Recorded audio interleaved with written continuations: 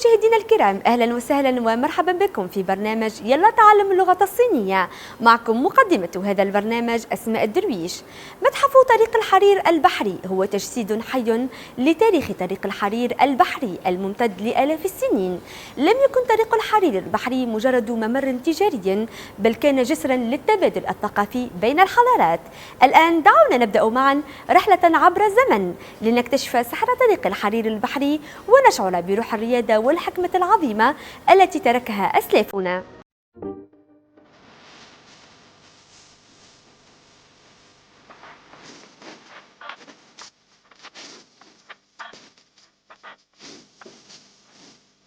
Hey guys, what's up? This is Jaeger here. And what is the first thing that comes to your mind when you think about China? Will it be silk, tea, porcelain, or maybe Silk Roads? Actually, today I traveled to Quanzhou, a city in Fujian province, and this city is famous for all of those things. Quanzhou is the starting point of the ancient maritime Silk Road in China. It's located in the southeast of Fujian province, has a long coastline and excellent deep water port resources. Since ancient times, Quanzhou port was bustling with trade. The cultures of different countries also blend here, giving birth to a unique culture of maritime Silk Road. That's Shimao Maritime Silk Road Museum behind me, and it looks very traditional, but inside is a completely different story. So let's go and explore.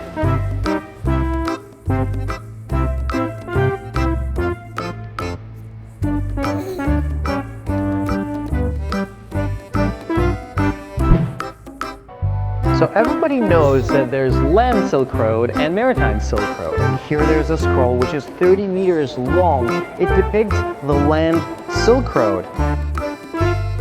So on this map you can see square gate towers. They represent cities and they're characters that tell us what city it is. For example, this one is Jiayuguan, an essential stop along the ancient Silk Road.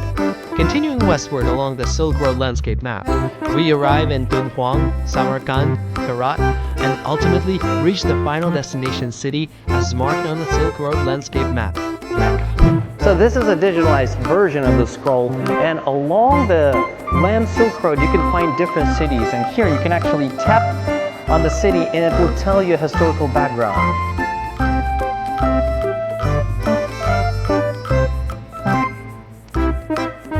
This is the wall of different spices that were traded along the Silk Road, and here you can actually find the real spices. For example, this is rosemary and you can smell it. Smells like I'm about to eat some beefsteak.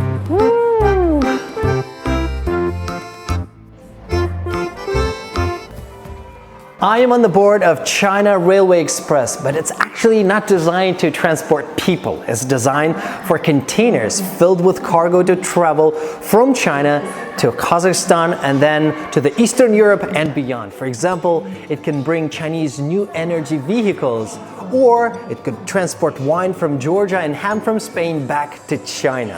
Whoa. Whew. Containers, China Railway Express. Ships are the most important carriers of the maritime Silk Road. As one of the most important trade ports, Quanzhou has its own unique and ingenious shipbuilding technology.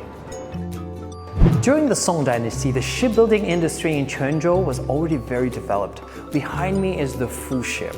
This is the ship that was designed and produced here in Quanzhou, and it incorporated the watertight bulkhead technology. Let us take a look. So, it's pretty much like these different compartments that you can see over here, and it's designed not only to store goods, but actually to make it that when the ship has a damage, the water doesn't affect the whole ship, and the ship becomes more stable and more safe. Now this is a model of the ancient wharf in Quanzhou, and you can see different people are loading cargo on the ship, and I just can't imagine how the trade was thriving back in the day. I mean, just look at the scene. It's amazing.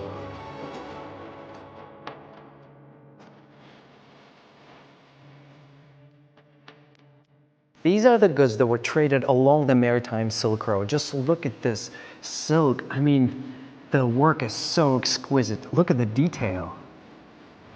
As a starting point of the maritime Silk Road, Quanzhou used to export a lot of silk.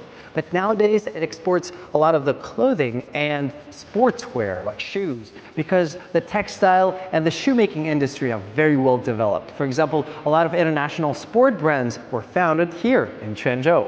Something that stood out to me the most was tea. The 'Cause tea, if you go to Europe right now, they're gonna tell you, oh, Europe made tea. But looking at the history and stuff, Chinese give Europe tea. Yes. So like it came from China. And actually from Fujian. Yeah. 学过海上丝绸之路这方面的你真知识知道对，因为我们斯里兰卡是不那么发达的国家，所以那个如何丝绸之路这个项目帮助我们国家很多。 I found interesting that before I knew only about the ordinary Silk Road. Yes. And now I know about the maritime Silk Road. Yes. That was new for me since my country doesn't have sea accessible, so there was a whole new experience. Guys, our journey is coming to an end, and I think this museum is pretty amazing. It uses modern new ways to tell an old story. And it was so fun to learn about the maritime Silk Road and how it transformed the city. It enriched the city not only with different goods, but also with different cultures. And even nowadays, Quanzhou is a part of the One Belt, One Road initiative, and the goal of which is to bring win-win cooperations between other countries of all the world. Thank you guys for being with us, and I'll see you on our next episode. See you there.